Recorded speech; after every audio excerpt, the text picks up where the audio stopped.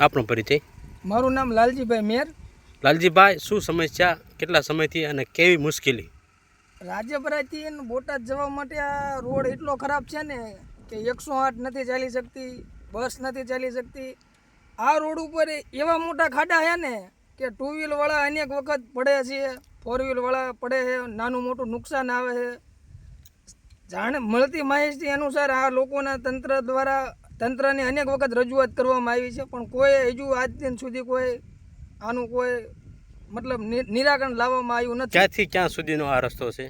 આ રસ્તો રાજપરાથી બોટાદ જવાનો મુખ્ય રસ્તો ગણાય છે, જેમાં બુબડીથી કુંડલી જવું હોય, અણિયાળી જવું હોય, બોટાદ જવું હોય તો એટલો ખરાબ છે ને સરકારના પેટનું પાણી નથી હલતું. આ ગામના સરપંચોએ અનેક વખત રજૂઆત કરેલી છે, પણ હજુ આજથી સુધી કોઈ નિરાકરણ આવ્યું નથી. મેં પોતે ટેલિફોનથી જાણ કરેલી છે તો પણ હજુ એમ કે એક થઈ જાય છે, પણ હજુ સુધી કોઈ તંત્રનું પેટમાં પાણી હલતું નથી. શું તમારી માંગ?